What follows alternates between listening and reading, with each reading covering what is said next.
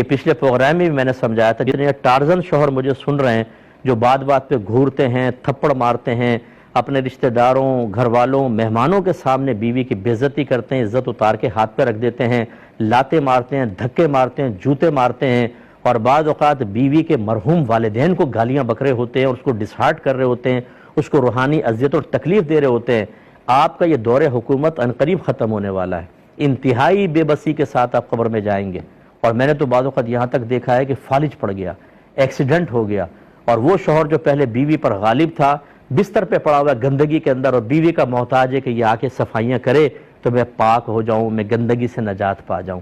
اور میں نے ایسی سی بیویاں دیکھی ہیں کہ شوہر نے اتنا ظلم کیا پھر بھی وہ خدمت کرتی ہیں۔ شرم سے ڈوب مرنا چاہیے ایسے شخص کو کہ آج تم بے بس ہو کے پڑے ہوئے ہو تو تمہیں احساس ہو رہا ہے، اس سے پہلے تم کسی کی بچی، کسی کی بیٹی، کسی کی بہن کے اوپر ظلم کر رہے تھے۔ بعض بڑے ٹارزن بنے ہوتے ہیں، میں ان کو مشورہ دیتا ہوں کہ ذرا ایک دفعہ کسی باہر طاقتور سے ٹکرا کر دیکھو، وہ سامنے کے 2 دانت توڑے گا، پھر احساس ہوگا کہ کسی کی بچی کے اوپر ہاتھ اٹھانا کوئی یہ بہادری نہیں ہے۔ آپ لڑیں ذرا کسی بڑے سے جا کر، مقابلہ نہیں کیجیے گا، میں ایک بات سمجھا رہا ہوں۔ تو یہاں تو یہ ہے کہ بعض اوقات اللہ دکھا دیتا ہے، اور جب پتہ نہیں چلتا آدمی مرتا ہے، وہ تو پھر دنیا نہیں دیکھ سکتی، وہ خود دیکھ رہا ہوتا ہے بری موت، سخت عذابات قبر۔ پھر میدان معاشر میں یہی بیویاں سامنے کھڑی کی جائیں گی اور وہ اپنا حساب کتاب لیں گی، جتنی زیادتی ہوں گی نیکیاں لے جائیں گی۔ اور بیویوں سے بھی میں گزارش کرتا ہوں، یاد رکھیں اپنے آپ کو بہت زیادہ آپ مظلومہ نہ سمجھیں۔ اگر آپ نے زبانیں چلائی ہیں، شوہر کو دل آزاریاں کی ہیں، اس کو ڈسہارٹ کیا ہے، آپ کی نیکیاں نکال کر شوہر کے نام اعمال میں ڈالے جائیں گے۔ اس لیے ہر فریق اپنے بارے میں غور کرے کہ میں اپنے لائف پارٹنر کے ساتھ کیا کر رہا ہوں،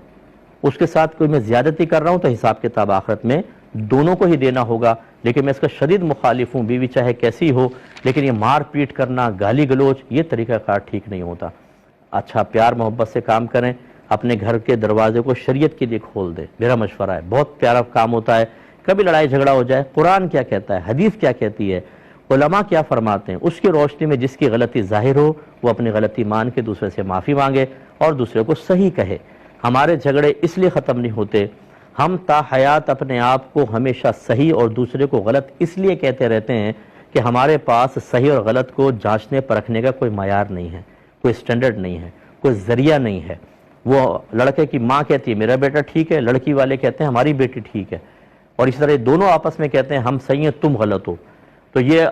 ہماری سوچ اور فکر سے صحیح اور غلط کا تعین نہیں ہوگا، یہ شریعت سے ہوتا ہے، یہ ہمارا مذہب بتاتا ہے۔ اس لیے مذہب کو بنیاد بنائیں، اور بڑی معذرت کے ساتھ میں جملہ کہہ رہا ہوں، ہم مذہب سے ہی سب سے زیادہ بیزار ہیں۔